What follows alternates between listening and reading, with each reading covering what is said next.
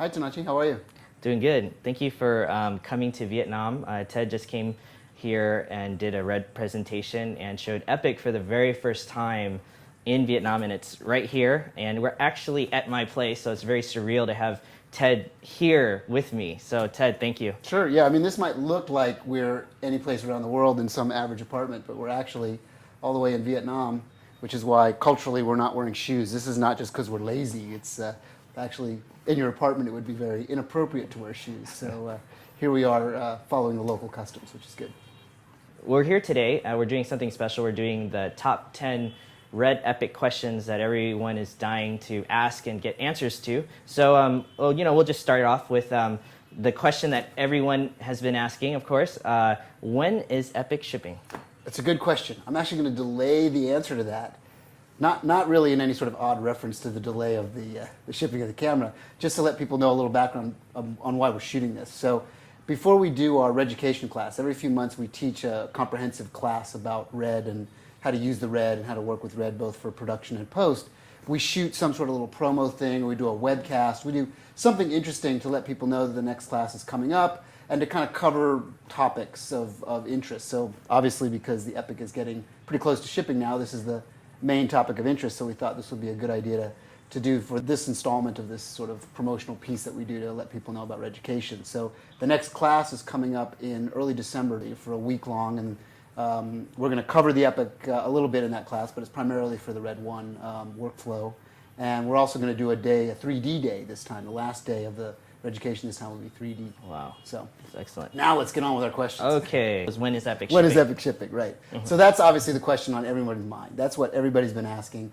And the real true answer is we'll remove all the marketing layers, we'll remove all the nonsense, and the real true answer is when it's ready, it will ship. And it's getting very close to being ready. In fact, in a little bit, we'll boot this camera up. We already did a little shoot today with you with the camera running and showing it working. Yeah. And I've been tooling around the world. A few months ago, I was all over Europe, and now I'm all over Asia showing the camera. We just happened to be in Vietnam for a few days here before I head off to Japan.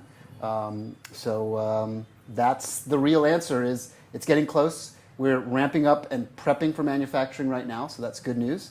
And we're pretty much through the engineering gauntlet. There'll be some things we've got to work out, but camera's functional, working, and everybody's really excited. So based on that, I would assume that Soderbergh and Fincher are just chomping at the bit. Chomping at the bit. Okay, they're gotcha. They're ready and raring to go, as well as some other very big high-profile projects that will be the first sort of test-level projects for the Epics. There's obviously a lot of pent-up demand and desire for a camera that's this small and this powerful. So. Yeah. Coming soon. Yeah, amazing. Well, thank you. So on to our second question. How much does the smallest shooting configuration weigh? And actually, we have it right here, and I actually have a you're going to prove it. I don't even need to answer it. We're going to actually prove it for us, right? Cho cái cân á, cái scale. We're actually going to show you just exactly how much this shooting configuration weighs. What I can tell you is that the Epic body is about 5 pounds. Okay. And this rig will probably come in at about 8-ish pounds. Let's see how we do here. So this goes in at 4 kilos, 4 right? kilos, and anyone can convert that. 9 it's like pounds, 9 probably pounds, because the battery's in the grip here. Right. And that's a working configuration. So we could take this. You had it in your hands for hours, and we can take it and shoot incredible images with this that are even beyond the highest resolution digital cinema camera on the market, which is the Red 1. Of course, you've got 2 MX Red 1s that you own for your rental business. How many cameras do you have now total? 5. 5 cameras total. So we've got 2, and the others are out on movies because, as you've explained to me, pretty much the entire movie industry in Vietnam has moved over to RED. Yeah, right? Definitely adopted RED. So it's been great. So amazing tool. That's the first scale demo, right? Yeah, first scale demo ever. So there you have it. I mean, the shooting configuration ready to go, ready to shoot. So it's just amazing that much power is put into something so small. So now we are on to question number 3. Let's see here. Number 3, how do you take stills and motion at the same time? Right. So because the camera will do both stills and motion, it's quite flexible. So you can set it for either mode, right? It's just a button you switch to go into motion mode or still mode.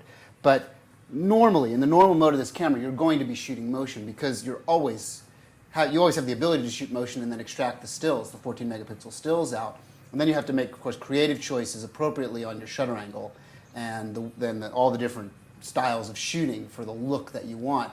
Whether you want a motion look with a little motion blur for the stills, or you want a more staccato look, you would take a narrower shutter. For normal motion, you'd either be at typically a 48 or a 50th, depending on what country you're shooting in. But the stills are going to look great. I mean, you've seen plenty of Red 1 still images that come out at the same time as they're using the motion image.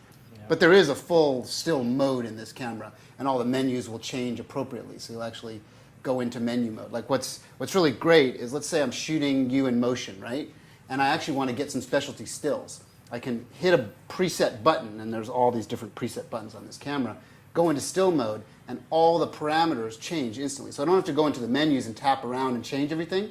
I'm just shooting motion, shooting, then I click, and now I'm in still mode, and everything's changed to be for my stills. Click, click, click, click, wow. Hit it again, back in motion mode. So you can really use it. Sports photographers are going to love it, because they can get those really crisp, stop action frames, and with a click of a button, they can go back into motion mode. So wow. It's kind of a clever usage of the camera.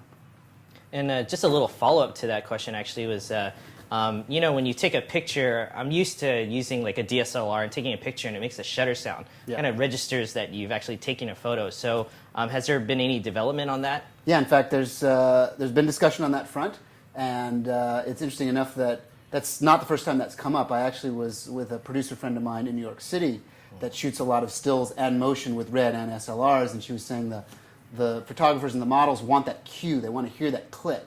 So there's a little speaker that can give you the click. Of course, you can turn it off and mute it. And of course, it wouldn't go in motion mode. Even when you're tagging stills, it would be quiet, because you wouldn't want to disturb the motion sound. Right.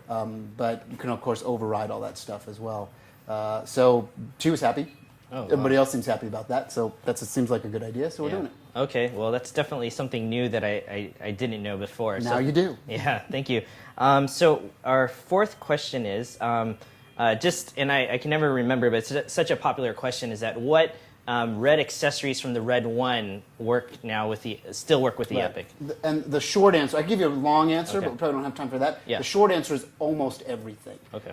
Because it's still rigged up. You can rig up ARRI standard, so you can put all the bottom plates on and all that stuff, the normal rail system on. You can still use the 7-inch Pro LCD if you have that. It just won't be touchscreen. This is a touchscreen device, right. But we've had the 7-inch on it. It's great. If we do some firmware adaptations, we can probably use the older 5.6 inch as well. I see. But because that's a different pixel count, it's not working right away. But we know the 7-inch for sure is working. The old regular EVF is working, as well as the new BOM EVF that's just started to ship. All your cables for the EVF and the viewfinder are the same. A lot of the stuff is the same. You can mount normal batteries. You can use your CF cards and your RED drives and your RED RAM, although there'll be some limitations on the RED code, because as we go to a much, much larger frame, you want more advanced media, which is why we're moving to these SSD modules for shooting, which is probably one of your questions, I'll bet. Yeah, definitely. Thank you. So the fifth question that is on our list is how does HDRX work in camera, basically? There's an easy HDR mode that works in camera, and it is absolutely phenomenal. The HDR thing in general is phenomenal. You saw when we screened stuff, we've been going around the world, and I've been bringing the footage with me, some of these demonstration shots that we did. And well, you tell me, are you as blown away as I am? It was absolutely amazing, and what was great about Ted's presentation is that he actually shows the footage where you can see how underexposed the interior of the barn is. And so online I've just seen, the sample clip was just mind-blowing, and then it was great to be able to see the two different stills, the different levels, and so it's just amazing, and I think everyone in the audience was, jaw-dropped over it. So. Yeah, and I'm jaw-dropped every time I see it. I mean, It's just absolutely incredible. Right. And you only saw it in 2K. You should see it come to the studio and see it in 4K in Hollywood. Wow. I think it's mind-blowing in 2K. You should see it in 4K. Yeah, in 4K. So the HDR mode is a mode that's happening in the camera, high dynamic range mode, which will extend the usable range from a little over 13 stops, which is what we get with the Epic sensor. That's what they're shooting here with the MX Red 1s, to 18 stops, with the ability to go full 18 stops. So now we're actually beating film, well beating film in terms of its overall usable latitude. And just a little quickie on how it works. Again, we can do a long, drawn-out explanation. You can go on Red User and learn a lot about it if you really are interested in it. But what we're doing is we're actually shooting two conjoined frames. that are linked together. There's one normal frame and one what we call a very fast exposure frame, right? And the fast exposure frame protects all the highlight regions, and the normal frame is actually a normal frame. So you can choose to use as little or as much of this HDR effect as you want in post-production, which makes it very flexible and very smart to use. Wow. You don't have to actually change your normal shooting style. And there's really no penalty for shooting HDR other than a little more data, because you're actually shooting, if you're shooting in 24 frame mode, you're actually recording 48 frames of data to then be used in post-production. Oh, I see. So that's really the only penalty that we can think of so far. Oh, I see. So basically, if you want an extra 2 stops, you actually dial that in. You dial it in. There's a setting in camera. You push the HDR mode on, which is just a menu option, Right. and then you choose the amount of stops that you want to protect across the range. Wow. And so it becomes a creative tool. It's not really an engineering tool. It's really a tool for photographers, and it's shooting full motion. I mean, Yeah. you own SLR, so you're Yeah. experienced with shooting still images for HDR, but no one's ever done it with a motion picture image. Yeah. But now we are, which is pretty exciting.